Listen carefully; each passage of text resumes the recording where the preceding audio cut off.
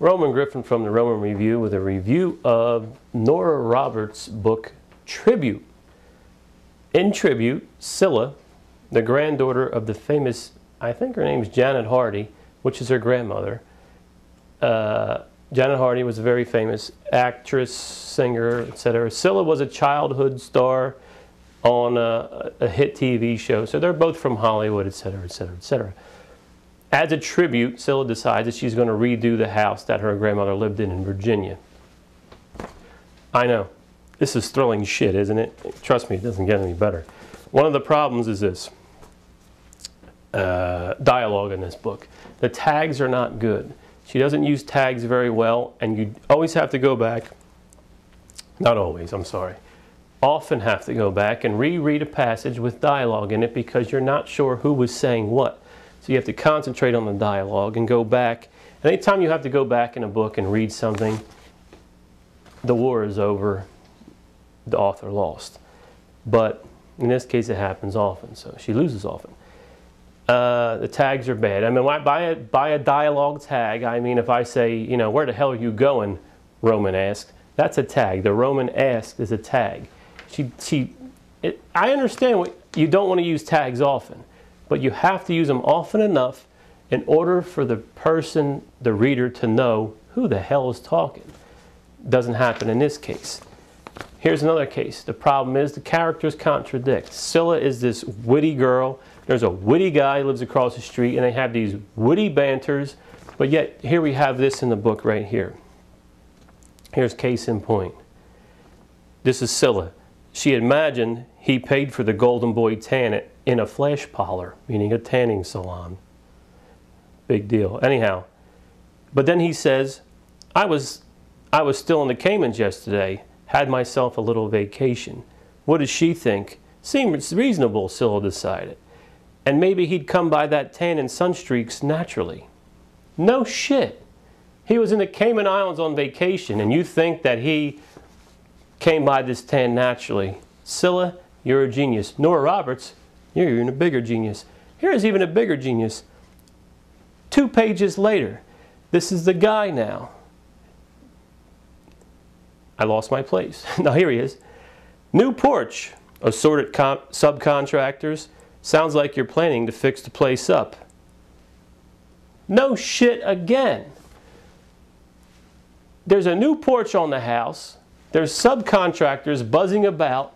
And this genius from across the street says, sounds like you're planning to fix the place up. Well, guess what, asshole? It's not a sound like, it's a looks like. Do you understand what I'm saying? So here you have these flaws in these characters that aren't very good. Another problem is this, flashbacks. The flashbacks are used to give you background information on the grandmother. The flashbacks occur in dreams that Scylla has about her grandmother.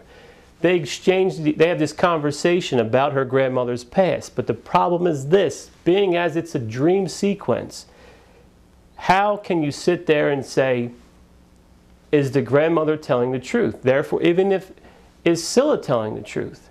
I mean, I understand a lot of writing books say, don't put flashbacks in books, it's a no-no. In this book, it doesn't matter because this book is so goddamn screwed, it doesn't, who gives a shit? But how do you know what she's saying is true? You can't have it in a dream. It's not a good idea. Another problem is the attempts to be literary, the flowery language. Here we have this steamy summer night, the blue wash from the spotlight moon. Here's the deal. That's not a bad thing. I like that line. That's on page 3. However, not even a few pages later or a few pages after that, she uses spotlight. No, she uses spotlight moon on page 4. She uses wash again in reference to the sun about 10 pages later. If you're going to sit there and think that you're hot because you're going to use this flowery language, don't be repetitive with it. Try to stick with something. Try to have a clue. That doesn't happen here. Another thing too is, with the girl's eyes, Scylla's eyes. I read 451 pages in this book. I read 102. And when I tell you I choked them down, I choked these goddamn things down like they were goddamn crate-sized vitamins. I didn't want to keep reading. I was bored. I wanted to bail on page 52, but I was so determined. I'm so proud of myself. I was so determined to read over 100 pages of this book because I knew it sucked so bad. If I could read 100 pages of this book, I could climb Mount Everest. I just bought some snowshoes and a rope, and I'm headed there next week. Anyway,